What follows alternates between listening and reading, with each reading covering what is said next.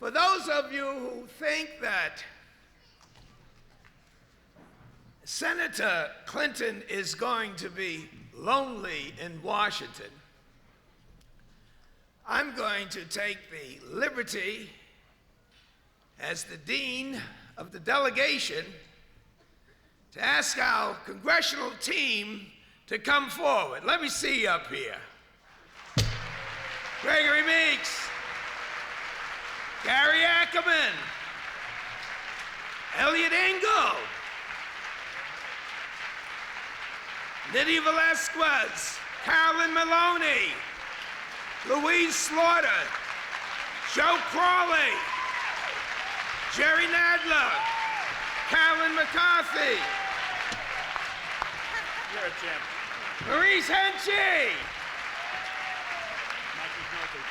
Mike McNulty,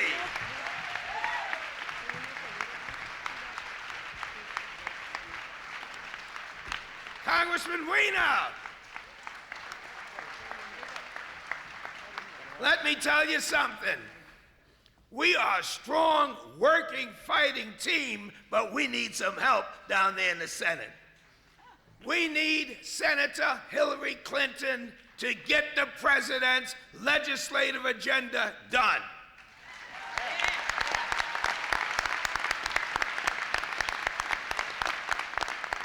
The only thing in Washington that they've tried to do was sell the American people an $800 billion tax cut, while we are trying to say, while the sun is shining for most of America, let's fix that Social Security system and let's fix Medicare. Yeah. We need Senator Clinton, because we know that everybody should have health care in our great republic. Our senior citizens should have affordable prescription drugs. We don't need vouchers. We don't need individual savings accounts. We need a public school system that gives a kid a chance to go there. We need schools with smaller class sizes. We need experienced and trained teachers. We need kids that are able to say this land is their land and that they're going to share in the great prosperity, and that's why we need Senator Clinton. Amen. We cannot afford a digital divide. We cannot afford to have a gap between the have and the have-nots. If this great nation is going to lead the world, we have to start here at home and make diversity the jewels of our population, and not to have people to tear us apart. That's why we need Senator Hillary Clinton. When we have schools that are not working, you don't blow them up, you build them up. When we have people who are jobless and homeless and hopeless, you don't put them in jail. You give them an opportunity.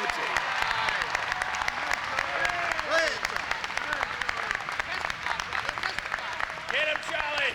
If we're ready to tell the world what democracy is, we gotta start practicing here, right in the great state of New York, and right there. This is going to be a hard campaign, but it's going to be exciting, because there is a difference between Democrats and Republicans.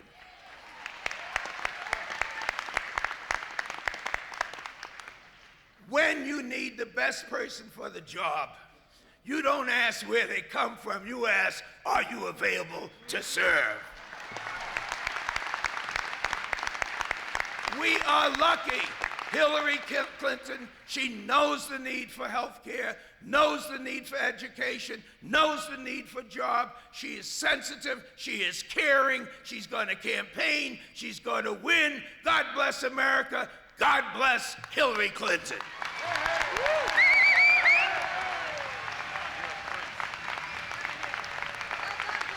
like to introduce her partner, Chuck Schumer, who comes from the House of Representatives, who represents our great state in New York, but also represent the great people of this great republic of ours.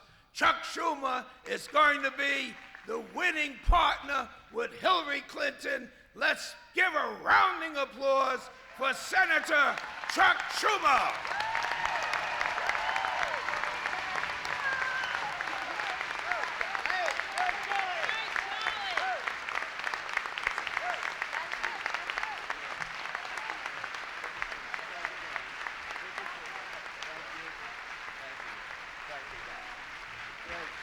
Great. Remember this? We're going to be going like this next November. And I want to thank my friend Charlie Rangel, Anita Lowy, and all of you for being here.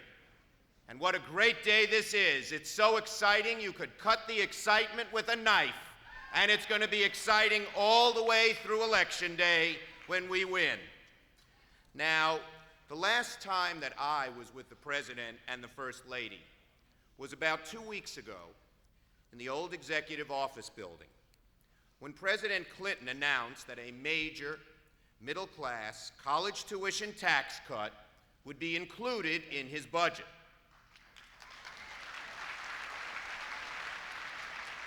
That was something I had worked on for a long time, and that the First Lady had been very active and very supportive of for quite a while. During the press conference, President Clinton said that for the last year, he had been lobbied intensively by the First Lady and by me on this very same tuition tax cut. And then he related, to much laughter from the audience, that if you've ever been lobbied by either me or the First Lady, sooner or later, you're just going to have to give in, and you might as well save yourself some pain and say yes right at the outset. That is perhaps the greatest compliment you can give a New York politician. We aren't shy. We stand up for what we believe in. We tell you where we stand, and we tell you again, and again, and again, and again. And the next thing you know, you're at the Oval Office building making a huge policy announcement. And that is just one of the reasons why I am so excited about Hillary's campaign for the Senate. She's got the smarts, she's got the heart, she's a fighter, she doesn't take no for an answer, and we will make a great team in the United States Senate.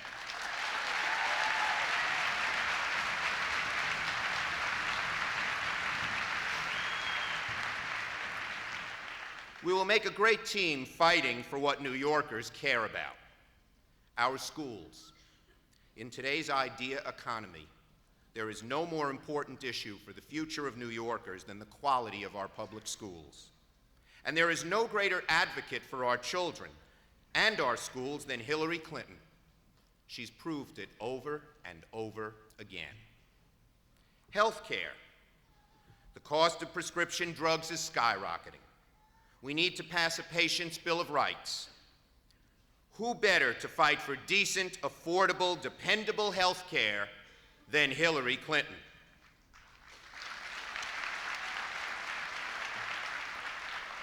College tuition. The cost of college has quadrupled since 1980, and it has doubled in inflation-adjusted dollars. Families and students are going to the poorhouse to pay for college, which is priced like a luxury when college is, in fact, a necessity. Hillary Clinton believes in the college tuition tax cut as strongly as I do. Just ask the president. And she'll help make this great idea into a great reality that will help millions of middle-class families in every part of New York and in every part of America.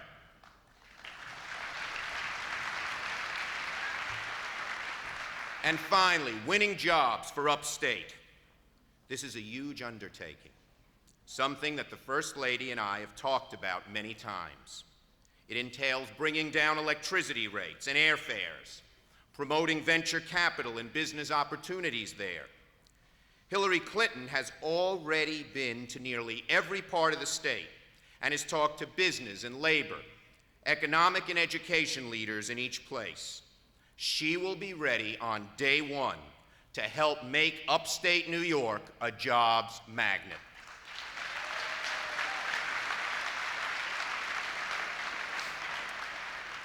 Ladies and gentlemen, having just run this race myself, I can tell everyone here what wins a race, ultimately, is passion in what you say, belief in what you propose, and clarity in what you envision for the future.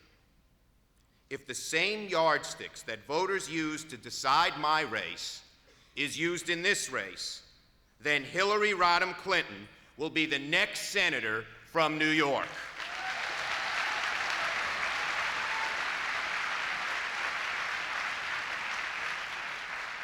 And I can't wait for the team of Chuck and Hillary to be senators together, working to make our schools better, working to make sure families have affordable health care, working for better jobs at better pay, working together for New York. It's going to be a great team starting in January of 2001.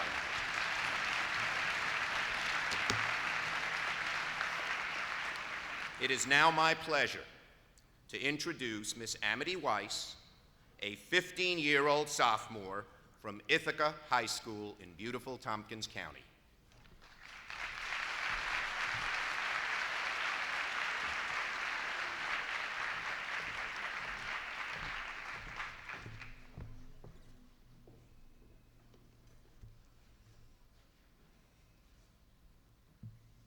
A few years ago, Hillary Clinton visited Ithaca, and I went to see her.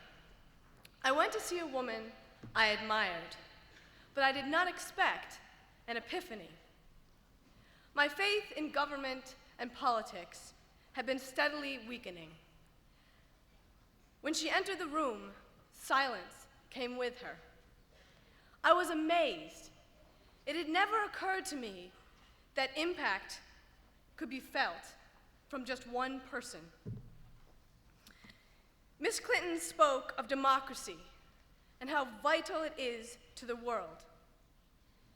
She spoke of how important participation in government and the political process are in making our democracy work. And she said that to create good democratic government requires patience, empathy, diligence, compromise, and a thorough understanding of the issues. Mrs. Clinton was full of pride in our democracy and conviction about what she was saying. I felt as if she had been speaking directly to me. During those brief moments, she reached out to me and made me want to get involved in politics and government. Throughout her career, Mrs. Clinton has demonstrated a strong belief in children and the capacity that they have to make the world a better place. It is my highest belief that children have the ability to improve the world around them. I have worked for years to encourage the children in my community to get involved. The organization that I founded, Kids Reach, has donated many hours of community service and raised thousands of dollars for local and international causes.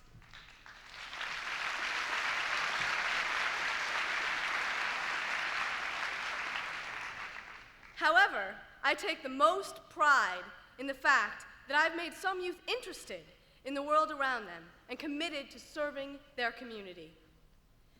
Since that day when I first heard Mrs. Clinton speak, I've been reading everything that I can about her. My admiration and respect have only grown. I can see in Mrs. Clinton the incredible strength it takes to stand up for your ideals and the know-how to work towards them. But what I admire most about her is her connection with people and her commitment to listen and to learn from them. Listening, learning, and working with diverse groups of people to solve problems and build a better future is the essence of democracy. New York needs Mrs. Clinton as a senator because she is a dedicated public servant, knowledgeable about both state and national politics, responsive to others' ideas, a hard worker, and willing to fight for what she believes in. Mrs. Clinton is the one to restore our faith in government and politics and what they can accomplish. Her example was important in inspiring me to make my commitment to service. I would like to see others inspired by her example as a United States Senator from New York. It is my pleasure to introduce this short film that will give you a sense of the person that I had the opportunity to meet.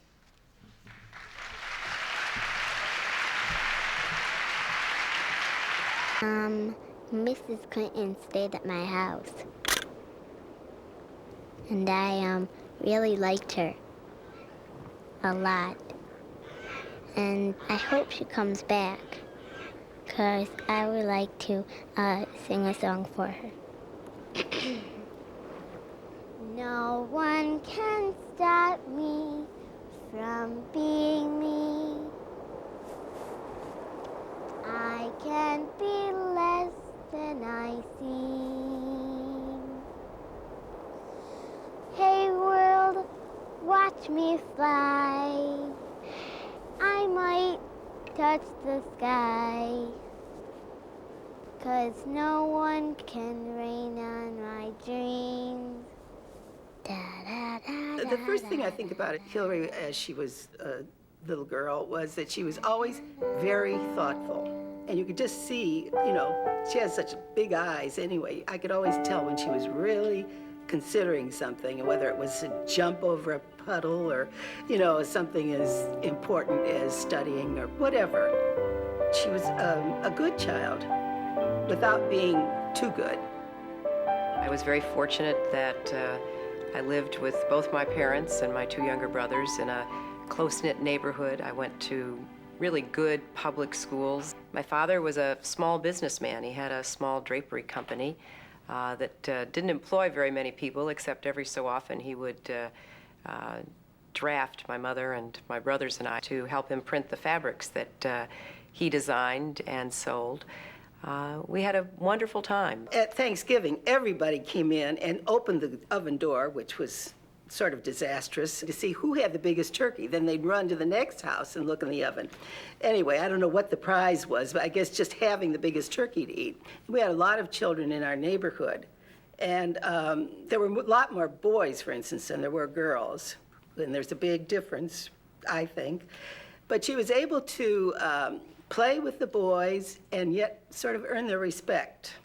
When I think back about why I became so concerned about and devoted to the well-being of children, I remember when I was about 12 and I was, through my church, babysitting out at a migrant labor camp. We used to go out and bring food or bring some of the little luxuries. I remember one time one of the women told me that her child wanted to be in her first communion but didn't have a dress.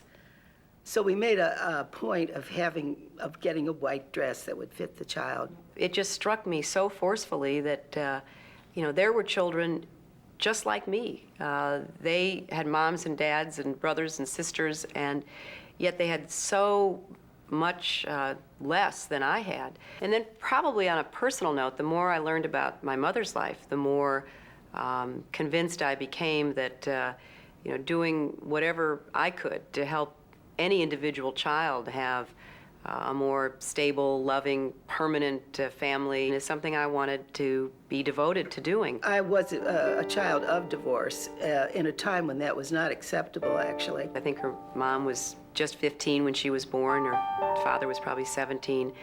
And they just were not able to take care of her or her younger sister. I lived with a lot of relatives because my parents simply dissolved. Finally, when she was 7 or 8, she was put on a train by herself, being in charge of her little sister, who at that time was about 3, and sent off to California to live with her father's parents.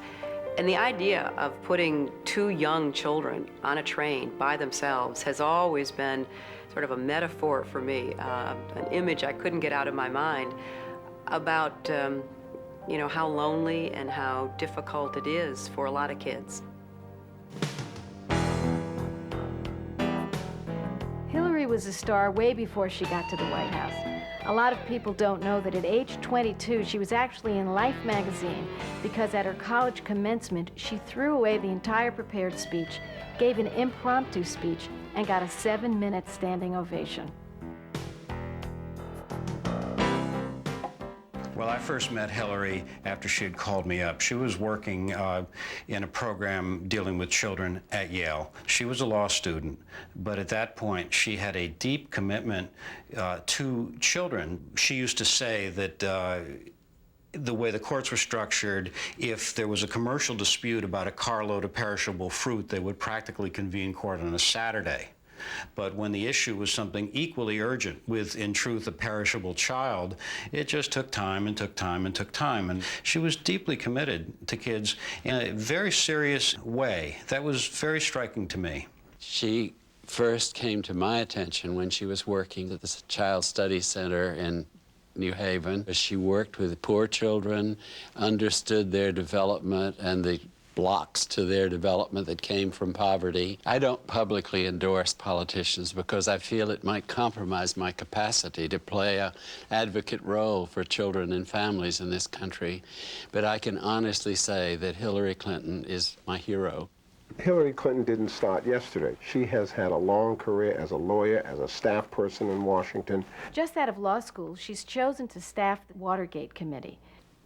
I think to have been given that slot on the impeachment committee at that time was a testimony to her great intelligence and intellect and capacity. They didn't have a body to waste or a mistake to be made on that very high wire act in a very visible, important moment of our history. Then by the time she's 40, she's chosen as one of America's most influential lawyers. Hillary really was one of the pioneers in bringing to the public's attention gender bias in the court system, in the legal profession, in the workplace. Ultimately, when she decides she wants to have something happen, she makes it happen. I first met Mrs. Clinton when she was the governor's wife, at which time she was well known for speaking up about children's issues. She was instrumental in us being able to develop a level 3 neonatal intensive care nursery. We didn't have one. And today, if we weren't here, a lot of critically ill children would have no place to go. She constantly said, think you can do it, and if you think you can do it, you can get it done. And just because Arkansas has never had this kind of a children's hospital, it can be done. Think that way. Her attitude about those sorts of things had a tremendous impact on everyone. We don't have any children in Arkansas anymore that have the feeling that they can't get medical care. I think health care is a fundamental right, and we ought to do everything we can in our country to figure out a way to provide quality, affordable health care to every American. She was such a brilliant person, and it was clearly visible that she was a brilliant, brilliant attorney, that she was able to take the public education message across the state. For years, Hillary flew around Arkansas in these little paper-thin airplanes, sometimes to go to some small hamlet to meet with maybe 6 people. Hillary was working for high standards in education and teacher testing almost 20 years ago. When it came to kids, she was just unstoppable. HIPPY is an acronym. It stands for Home Instruction Program for Preschool Youngsters. Hillary was in Miami in 1985, and there was a wonderful article in the Miami Herald, and she cut the article out, brought it back to Arkansas with her, and she tracked me down. I was very excited that Hillary got involved in this project because I believe that every program needs a champion. And Hillary was the champion for HIPPY, not only in Arkansas, but then ultimately throughout the entire United States. Caroline and I have been working with the home instruction program. She's done very well. We went on museum trips, educational trips. I received supplies, books, crayons, everything I needed to educate my child at home. And with the hippie program, I was given the opportunity to participate in my child's education. Hillary Clinton has definitely had an impact on our family. My daughter, Diana, she'd been in a foster home 7 years. She had no family, no permanent home. And she, I believe, cried at the White House as she read a poem to Mrs. Clinton about her desire to have a permanent family. Does anyone want me? It feels like 3 whole years. I'm still waiting for you. I'm so close to tears. I want to be happy with my spirit so free. Only you can make it happen. When will it be?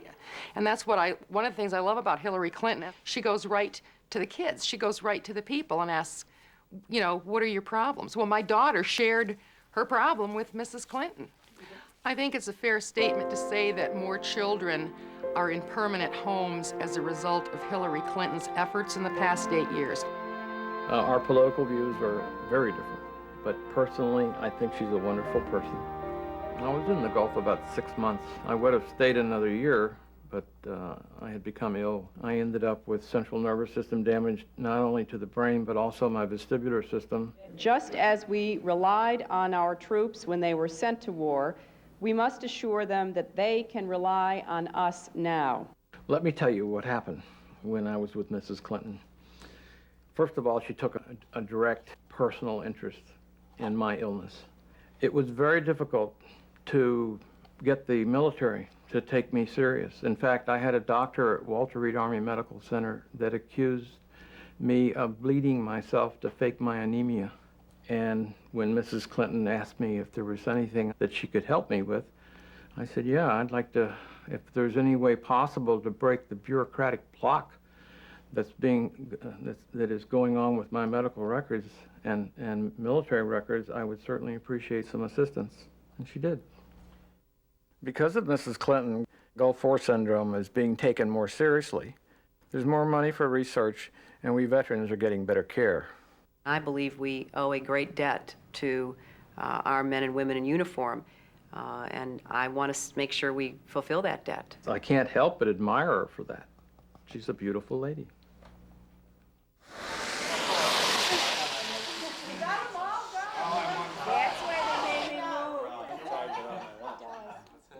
You felt like you knew her, and she just put you at ease. Like meeting an old friend. And if we disagreed, I think she would be honest enough to tell me. I think she has some fresh ideas. Talked about some really good issues, and this is what she's bringing to the table. She's just a beautiful woman. A citizen, maybe a lady in her late 70s, go up to her. She says, "You're so tiny." And gorgeous blue eyes.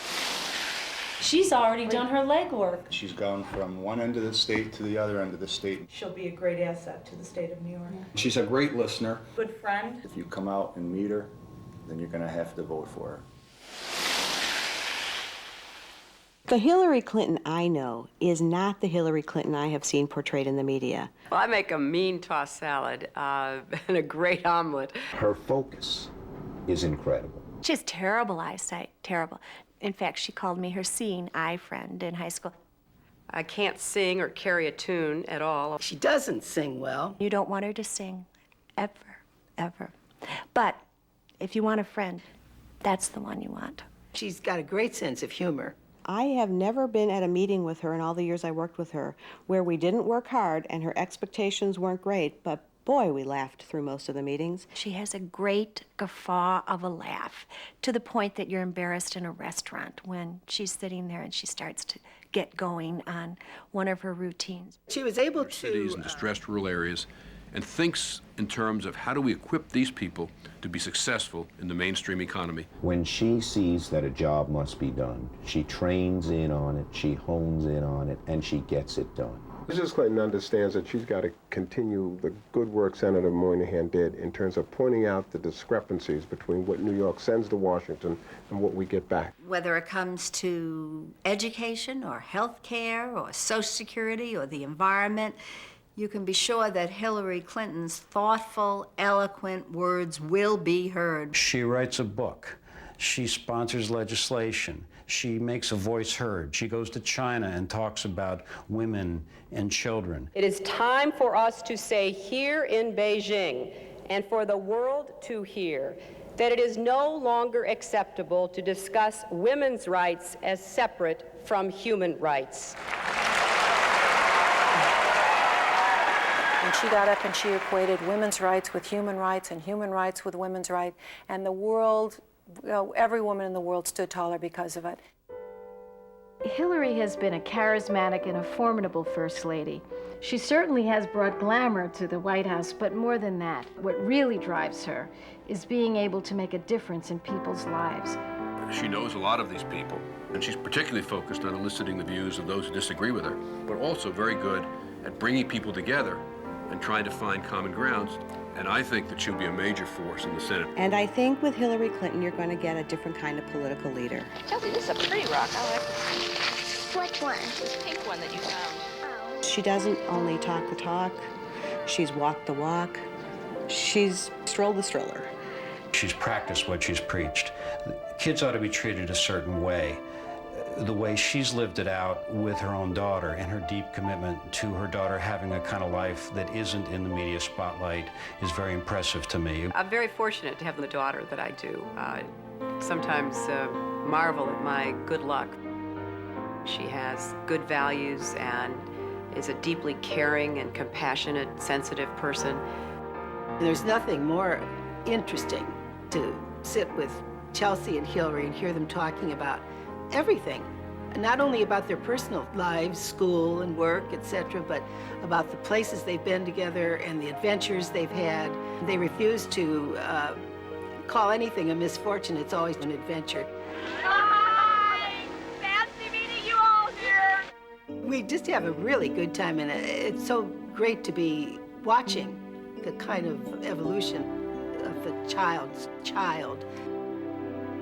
When I think of all the loving, caring acts that went into making my daughter the person she is today, when I think of the courage and sheer resilience that was needed for my mother to become the mother she wanted to be, my heart is filled with profound gratitude. I hope to continue to take that energy and love and support that I've gotten from both of them and put it to work for other people, for the children and families of New York, and for all of the children of America. The task is a daunting one, but not impossible, for I still believe in the dreams I had and the words I spoke on that commencement stage almost 30 years ago. As students, we debated passionately what responsibility each individual has for the larger society. The most eloquent explanation I have found of what I believe now and what I argued then is from Václav Havel. Only by looking outward, by caring for things that, in terms of pure survival, you needn't bother with at all, and by throwing yourself over and over again into the tumult of the world with the intention of making your voice count. Only thus will you really become a person.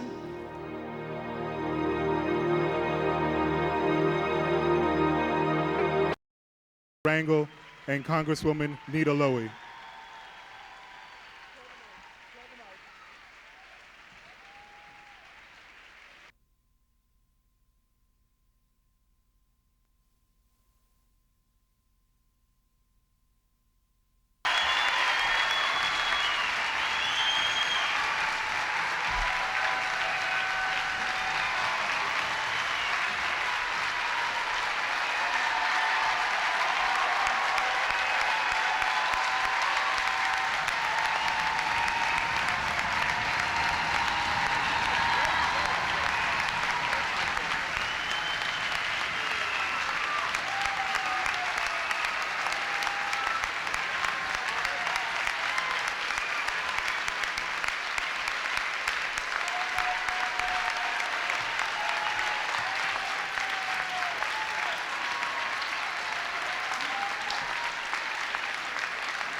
you.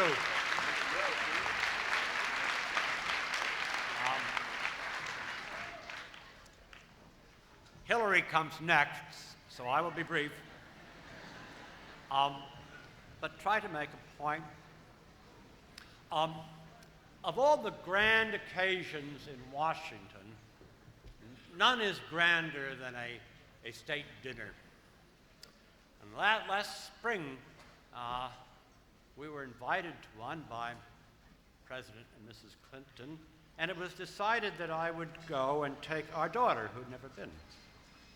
So I hired a carriage, and we made our way around through the Secret Service checkpoints, and we were sniffed and prodded and scrutinized, and finally got to the west entrance, and a beaming young Secret Service agent looked in the window and said, "Good evening, Senator Thurmond." Which reminds me that indeed, in just 3 years, I will have spent a half-century in New York politics.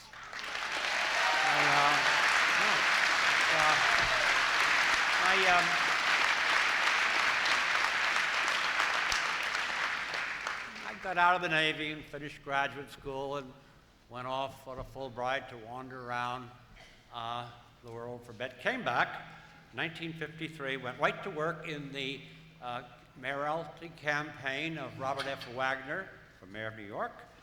Next came the Harriman campaign for governor and the Harriman administration, then the Kennedy administration. In each of which settings, I came to know Eleanor Roosevelt.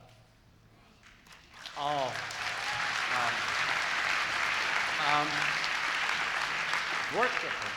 President Kennedy set up a commission on the status of women with her as chair, and she would ask us up to Val-Kill, and there would be a wonderful evening with stories of the 1930s and discussions of issues to come, lots of martinis, and you came to love this person so because she cared so much about others. And I would like to say to the lady who put a picture of Eleanor Roosevelt on her White House office wall the day she arrived, Hillary, where are you? Hillary, Eleanor Roosevelt would love you. And here she is, our next senator and our first lady senator ever.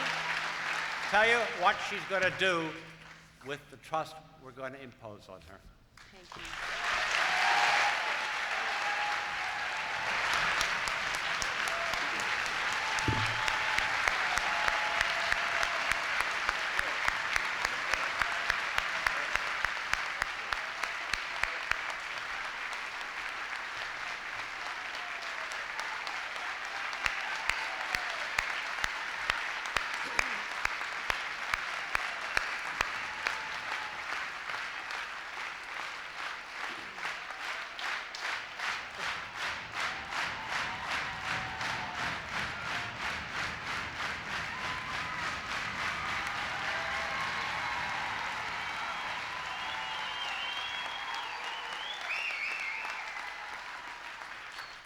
Thank you.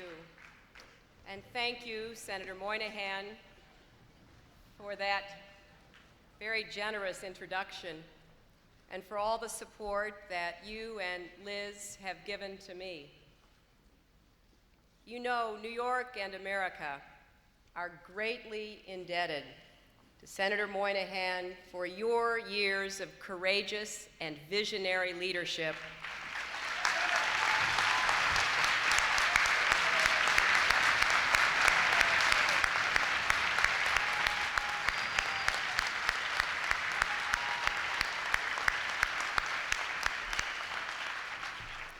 No one has done more to remind us that families are the bedrock of our society.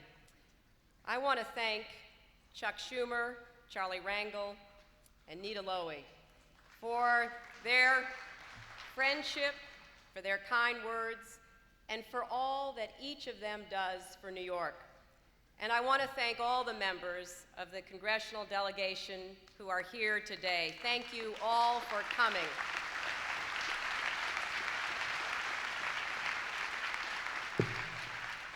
And I want to thank Comptroller Carl McCall, Speaker Shelley Silver, and all of the state elected officials who are with us.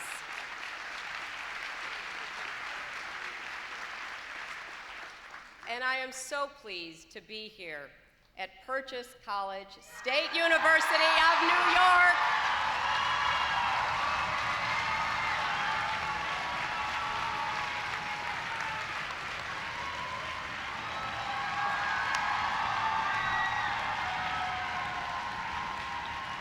I know that Purchase was recently named one of the finest regional public liberal arts colleges in the entire country.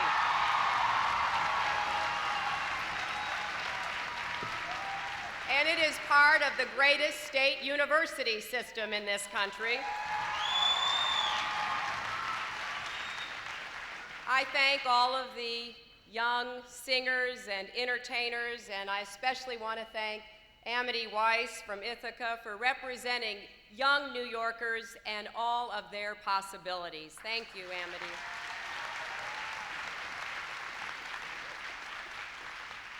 And I thank all my fellow New Yorkers for coming out on this wintry Sunday afternoon to be with me, my longtime friends, my new supporters, elected officials, all of you. I appreciate your being with me, and I know that there are about 1,000 more in the overflow room, and I'm very glad you could be here as well. I'm so grateful to Bill and Chelsea, my mother and my brothers, and all of our families, those who could be with us and those who could not today. And I'm pleased that I have with me also some old friends from my childhood in Chicago, my college days and law school years in New England, my wonderful years in Arkansas and as First Lady. Thank you all for a lifetime's worth of love and encouragement. You know, the first time I spoke to a group this large was at my college commencement in 1969. I'm a little older now, a little blonder, a lot humbler. I've gone to work, I've raised a child, and I've spent 30 years trying to better the lives of children and families. But I often return to one thing I said way back then, that politics is the art of making possible what appears to be impossible.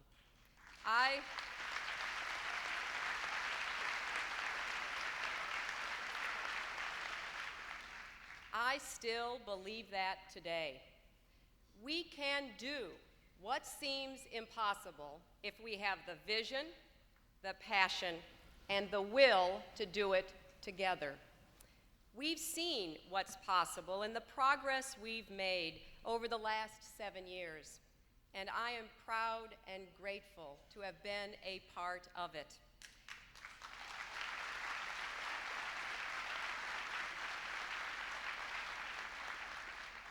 And I am convinced we can move on from here to meet the challenges that lie ahead. We can strengthen our families. We can protect our children. We can improve our schools. We can provide health care to all our citizens, and we can bring good jobs to every corner of New York.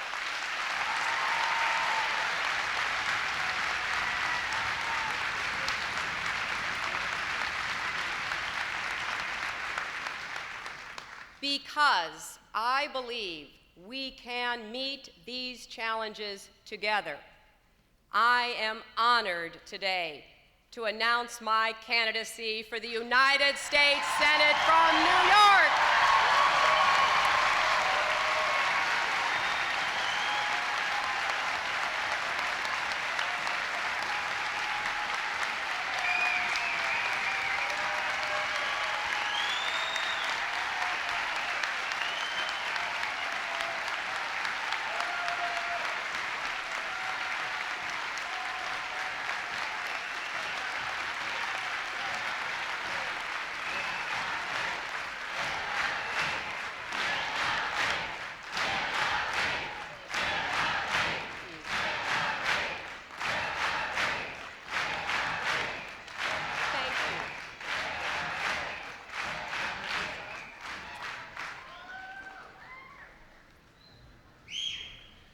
know some people are asking why I'm doing this here and now.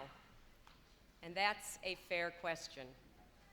Here's my answer, and why I hope you'll put me to work for you. I may be new to the neighborhood, but I'm not new to your concerns.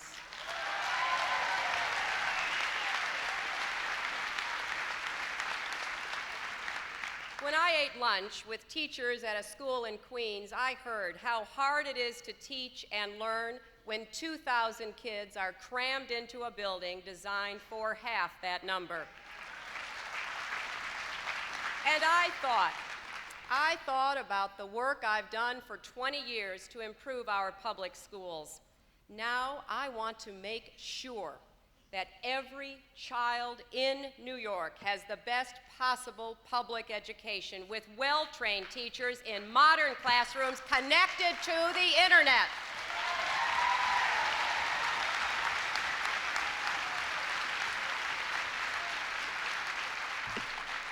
That's why I want to be your senator. When I visited businesses from Jamestown to Great Neck, I thought about my father, who ran a small business and worked hard every day. I thought of all the work I did, first in Arkansas and then as First Lady throughout America and in developing countries, to improve training for workers and provide credit for entrepreneurs and bring jobs to areas with high unemployment. Now, I want to bring the prosperity of this new economy to all New Yorkers, from upstate towns and farms to inner city neighborhoods. That's why I want to be your senator.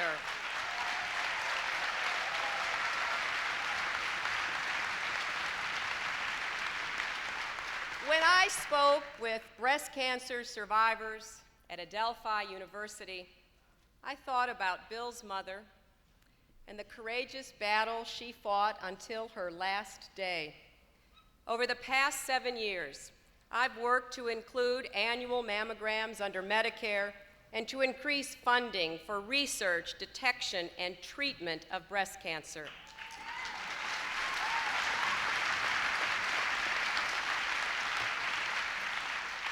Now, I want finally to pin down the environmental connections to cancer on Long Island or elsewhere.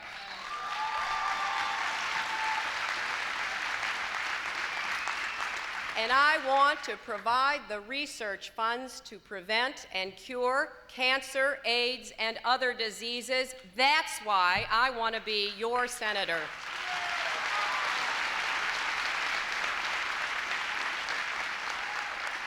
You know, when I sat on porches and in backyards from Elmira to New Rochelle, I heard parents' concerns about the media's influence on their children. And I thought about all the conversations Bill and I had with our friends when Chelsea was growing up, about how to protect our children from the influences of a popular culture that glorifies guns and violence. That's why I've advocated for better programming for children, the V-chip, and zero tolerance for guns in school.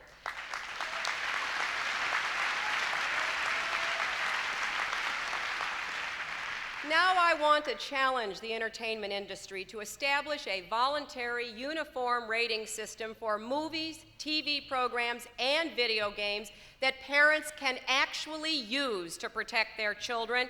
That's why I want to be your senator.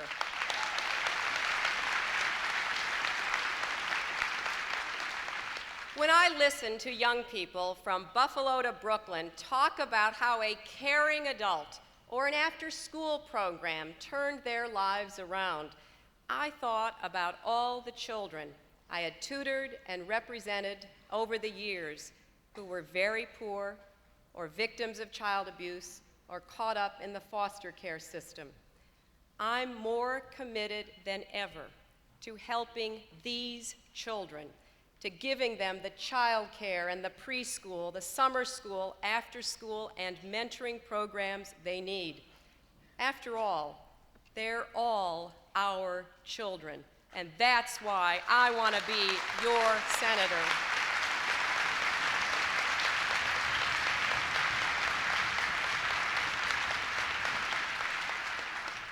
over 30 years, in many different ways, I've seen firsthand the kinds of challenges New Yorkers face today. I care about the same issues you do. I understand them, and I know I can make progress on them. That's why, my friends, I want to be your senator.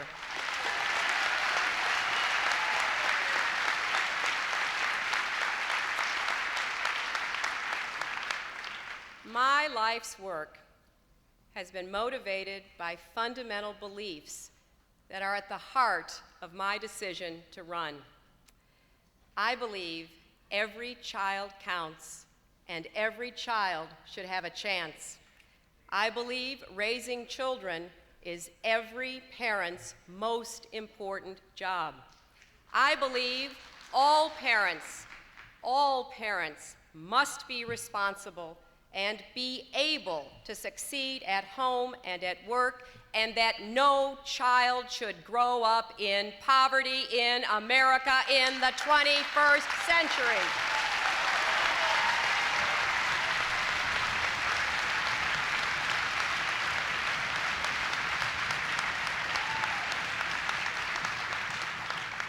I believe the solutions to our public problems ought to be based on core American values: community and opportunity, responsibility, and enterprise. That means I support a balanced budget and more investments in education, welfare reform, and better child care for working parents, tougher child support enforcement, and second chance homes for unwed mothers, more police on the beat, and fewer guns on the street.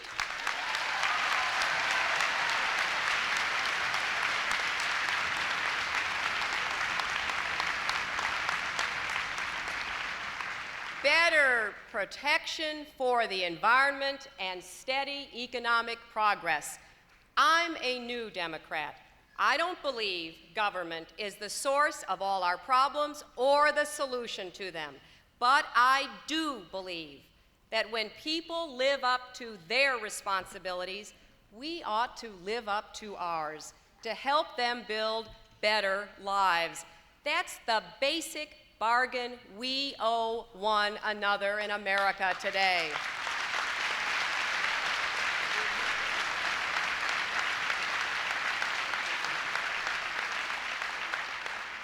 To fulfill that basic bargain for New York, I'll have to fight.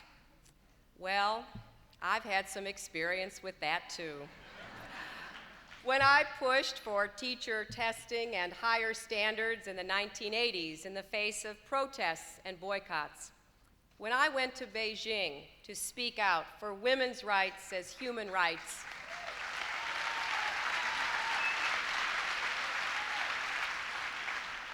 In the face of strong opposition to my trip, both here and there, when I tried to get affordable, quality health care for all Americans against all the odds and the special interest groups. I won the first two battles, and as you may recall, I lost the last one. But instead of giving up, I learned to take a different approach.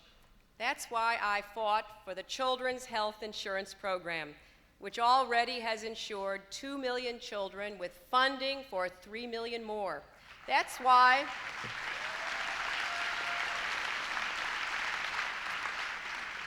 I fought to make sure new mothers could at least stay overnight in the hospital and to protect workers from losing their insurance if they change jobs.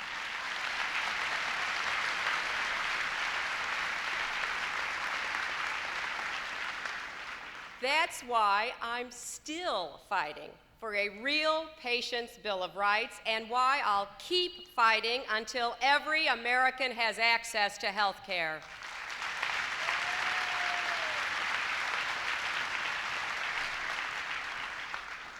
If you'll put me to work for you, I'll take these values to the United States Senate and I'll fight my heart out for you every single day. I'll be on your side in the fight for higher standards, smaller classes, and well-trained teachers in modern classrooms so that our kids can learn what I call the 6 R's. Not just reading, writing, and arithmetic, but also responsibility, respect, and results. I'll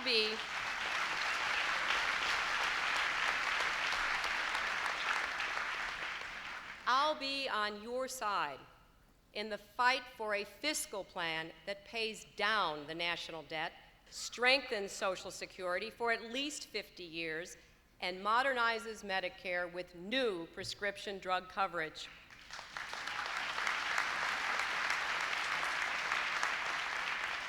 I'll be on your side in the fight for targeted tax cuts to middle-income families to help with some of our biggest worries, deductions for college tuition, easing the marriage penalty, and a tax credit for the care of aging or disabled family members.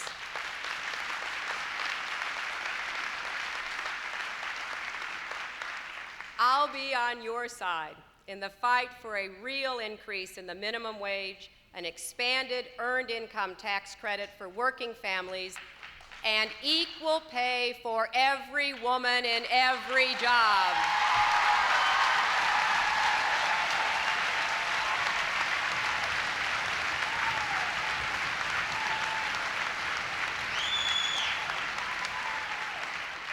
I'll be on your side in the fight for tough measures to prosecute hate crimes that tear at our social fabric.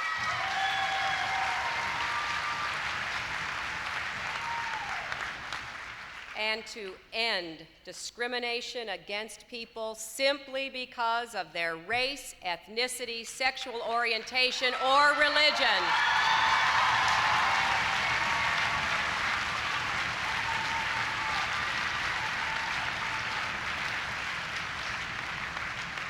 I'll be on your side in the fight to keep guns out of the hands of criminals and away from children, for closing the gun show loophole, requiring child safety locks, and licensing for a new baby or a sick parent.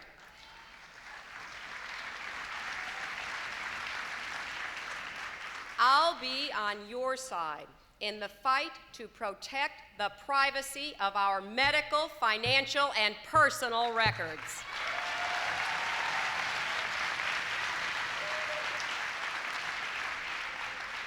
I'll be on your side in the fight to find smart new ways to help the least fortunate among us, including the homeless. It may be a hard thing to do, but it's the right thing to do.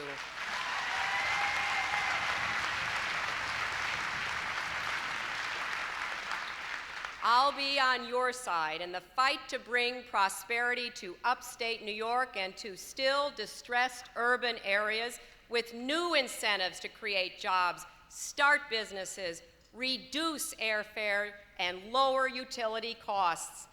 I'll be on your side in the fight for a safer world to pass the Comprehensive Test Ban Treaty.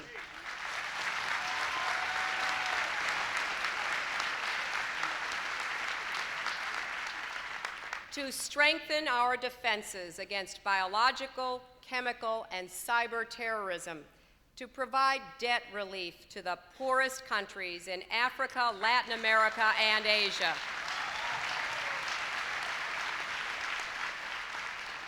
And to work for peace from Northern Ireland to Bosnia and Kosovo, to Greece and Turkey, to India and Pakistan, and to a comprehensive peace in the Middle East, which finally guarantees Israel's security.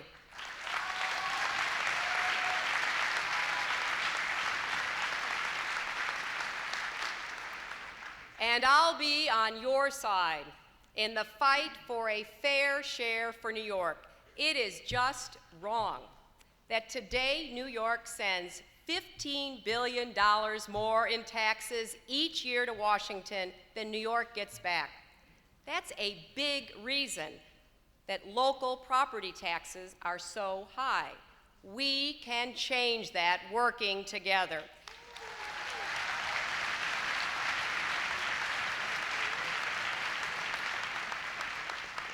Now, there are also things you can be sure I'll fight against. I'll be on your side in the fight against school vouchers that drain taxpayer dollars from our public schools.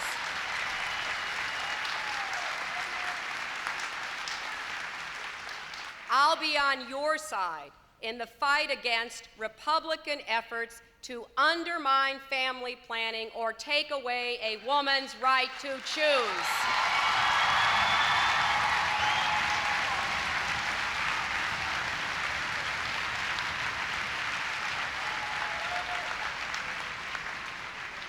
I'll be on your side in the fight against any tax cut so big it would take us back to the bad old days of exploding deficits and deep recessions, making it impossible for us to save Social Security and Medicare, fund our educational needs, and pay down our national debt.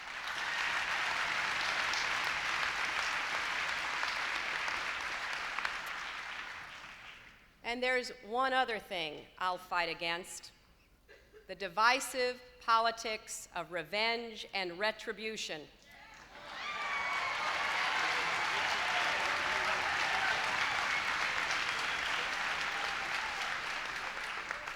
If you put me to work for you, I'll work to lift people up, not push them down.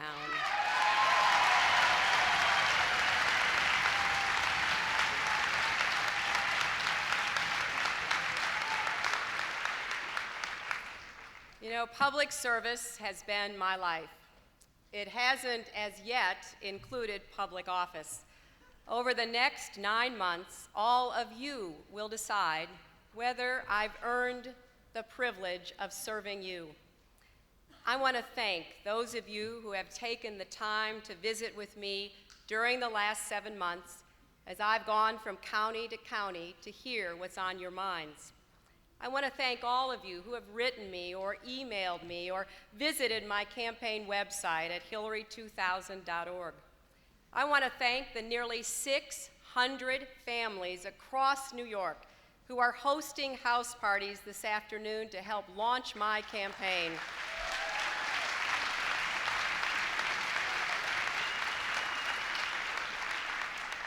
And I especially want to thank the nearly 25,000 New Yorkers who are attending those house parties this afternoon.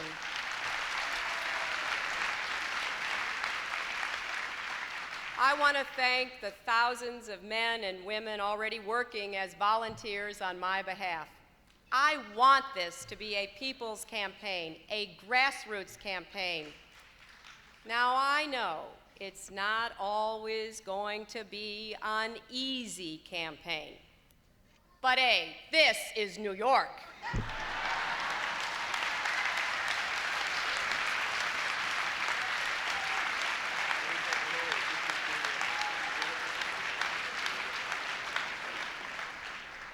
In the summer of 1998, I went on a bus trip as part of our White House millennial effort to honor the past and imagine the future. I remember warm July afternoons when we drove through the beautiful New York countryside, from George Washington's Revolutionary War headquarters in Newburgh to Harriet Tubman's home in Auburn, to the site of the first Women's Rights Convention in Seneca Falls.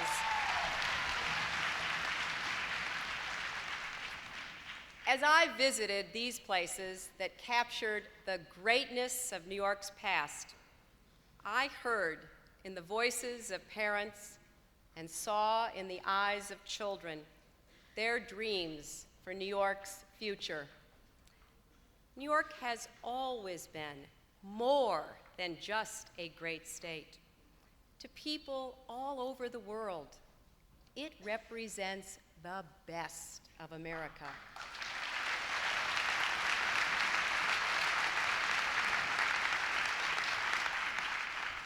It is the golden door, the gateway to opportunity. New York deserves a future worthy of that past. New York defined what was possible in the 20th century, and New York can make what seems impossible today possible in the 21st century. And that's why I want to be your senator from New York. Thank you